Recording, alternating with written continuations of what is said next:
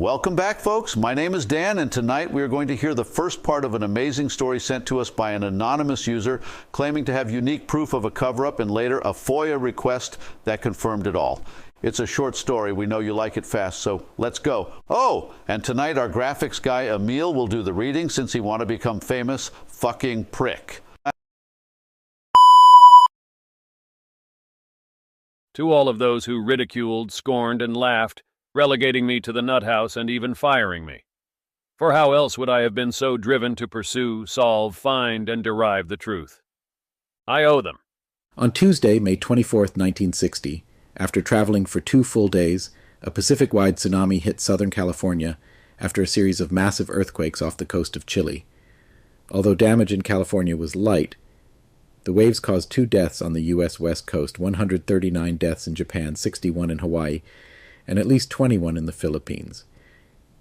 As many as 2,000 people died along the Chile-Peru coast.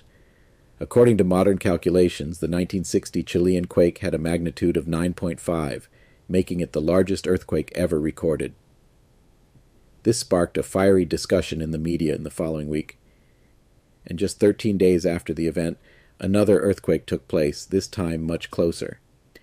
On the 6th of June, a magnitude 6 earthquake shook the depths just outside the California coast. There was an earthquake scare in the papers, and the prediction of earthquakes was talked about in Congress. Then, in 1963, a man named Chauncey Thomas claimed that he had solved it, and indeed could predict earthquakes by measuring electromagnetic variations, and the thing is, he had the credentials to prove it.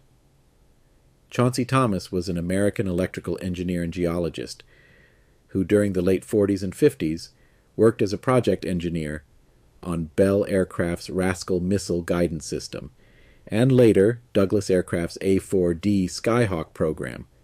The program ended in 1956, and no one knows what he did during the last years leading up to 1963. He claimed to have been working on what he called the Earth tumbling theory, which he explored based on what he found solving how to predict earthquakes. There is no proof documented, so we can't say we know this.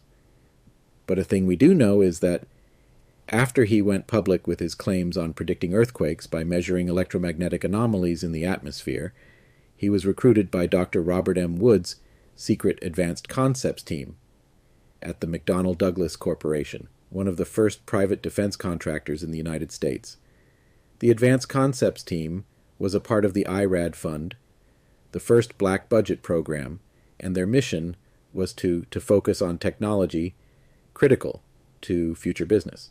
According to some sources, they worked on anti-gravity devices, plasma technology, and other fringe science-related projects for the Navy. There probably is a lot to be dug up about the IRAD Fund and the early black budget programs. Most classified documents are released after 25 years, and all top-secret documents after 50 years. Due to compartmentalization, there is a good chance that there is no one left to reclassify them. So if anyone has the time, there probably lies still uncovered gold in the CIA archives. This story is not about the secret projects. It's about Chauncey Thomas and his message to the world. A message that was taken from him, got its paper copies destroyed, and the content of his work was banned and classified for 50 years, the longest classification possible, and in 2013. His writings were published as declassified in part in a sanitized copy after a FOIA request. No one knows what's mentioned in the redacted pages, but I think what's left is enough to understand what he found and why they chose to hide it from the public.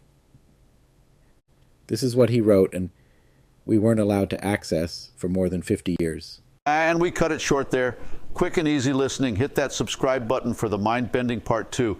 Stay safe, folks, and good night.